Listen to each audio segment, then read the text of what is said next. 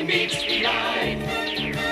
Hey everyone, Road Breach here, and today we're taking a look at Transformers Studio Series 86 Bumblebee. I was super excited that Bumblebee was getting a new G1 figure, because the Netflix version left some things to be desired. The parts forming was completely unnecessary, and it only made the transformation worse with how difficult it was to remove the back when going from car to robot mode. So when I found out that the Studio Series figure had no parts forming, that made me pretty happy. But enough preamble, onto the figure. In robot mode, Bumblebee is a little rotund. I was under the assumption that this was very inaccurate, but this is actually way more accurate than I first thought. Though a few parts that stick out to me would be the fact that the roof of the car is more angular than it is in the show, the feet being massive, and the backpack is the entire back of the car instead of being a spare tire. Other than that, they got pretty close to what he should be. The head in particular looks great, with the only off detail being the crest, and the whole figure captures his energy greatly. For accessories, you get the gun that can store on his back, and you also get the backdrop from the movie that I need to watch. But I like to take the guns that came with the Netflix figure and pretend that they're the spread shots from Devastation, and that you can akimbo the spread shots to turn Bumblebee into one of the most badass bots ever. But alas, that is just my imagination and my perverse love of Bumblebee talking. For posability, the head is on a ball joint that's best for rotating. This transformation joint allows more downwards movement. Shoulders are on ball joints that can rotate full 360s and go all the way out. You can use the transformation joint for a forwards butterfly, bicep swivel, 90-degree elbows, wrist swivel, waist swivel, the legs can kick forward and back, you can do the splits, thigh swivel, 90-degree knees that can bend both ways, and an ankle pivot, though it's not as good as the Netflix toy. The transformation is a lot of fun. It's simple, but there's plenty here that makes it interesting enough, and the lack of parts forming makes this pretty fun both ways. And the vehicle mode is absolutely adorable. This thing is trying to go for the penny racer look, and it's pretty close with the chibified proportions. It's clear that they didn't get the license from Volkswagen to make this completely accurate to what it should be, but it's got plenty of paint, it's very cohesive, and it rolls pretty good.